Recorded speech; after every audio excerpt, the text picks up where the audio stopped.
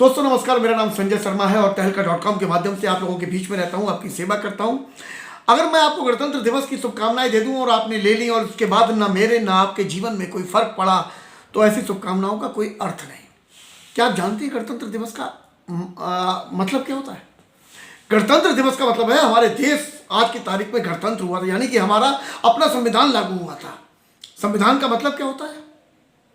संविधान का मतलब होता है अनुशासन, यानी कि हम लोगों को अनुशासन में रहना चाहिए था। हमारे द्वारा बनाए हुए, हमारे लोगों के द्वारा बनाया हुआ अनुशासन जो हमारे हित में हो, जिससे हमारा देश, हमारा परिवार, हम सब तरक्की कर पाए, अपने जीवन में खुशियां भरपूर तरीके से भर पाए। सोने की चिड़िया कहलाता था देश। ऐसे ऐसे वैज्ञानिक उस समय हुए हमारे देश में जो आज तक विज्ञान वहां तक नहीं पहुंच पाया, उस लेवल पर पहुंच चुके हम लोग। आज हमारा देश युवा देश कहलाता है, लेकिन सोच में हम लोग कहां पर ठहर रहे हैं? समझने का प्रयास करिए। काबिलियत में हम लोग बहुत आगे हैं, सोच में कहां है? देखिए मित्रों, अनुशासन हमारे जीवन पद्धति का एक अभिन्न अंग है। अगर हमने अनुशासन में रहना सीख लिया तो हम वो सब कुछ पा सकते हैं, अपने लिए भी, अपने परिवार के लिए भी, अपने देश के लिए भी, समस्त समाज के लिए, जो उसके लिए बहुत ही हितकारी होगा, उसके लिए अमृत के समान होगा। कृपया जीवन में अनुशासन लाने का प्रयास तो करें आज से, राइट? हम 73वें वर्ष में हैं अपने गणतंत्र के। जो गणतंत्र दिवस मना रहे हैं 73वां है। कितनी कुर्बानियां दी थी पूर्वजों ने मालूम है? कौन कोड़े खा रहा था, कौन क्या कर रहा था, किसको गोलियां लगी, कौन जलील हो रहा था, उसके बावजूद भी लड़ रहा था हमें और आपको गणतंत्र करवाने के लिए, हम खुद ही सांस ले सकें, इसके लिए।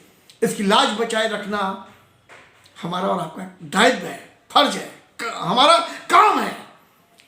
अपने जीवन में एक जुनून, एक पैशन लेकर आइए कि हमें अपने आप को अनुशासन में रखना है और अपने देश की शान बढ़ानी है।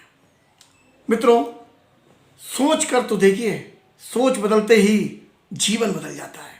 मैं धन्यवाद देता हूं अपने उन तमाम गुरुओं का जिनकी बदौलत मेरी सोच बदली, और मैं उन सब का भी धन्यवाद देता हूं जो मेरे टीम के, मेरे साथी हैं, मेरे मेंबर, कि उन लोगों ने मुझ पर विश्वास किया और अपनी सोच और मेरी सोच जैसी मिली, हम लोगों ने तहलका काट दिया।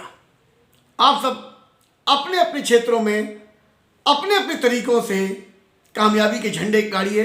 हमारे देश का नाम जब ऊंचा होगा तो हम सबका नाम ऊंचा होगा। कोई भी देश गरीब इसलिए कहलाता है कि उसके लोग गरीब होते हैं। ऐसा नहीं कि वहाँ का पानी कम गीला था, वहाँ के पहाड़ कम पथरीले थे, वहाँ की मिट्टी कुछ और थी, नहीं।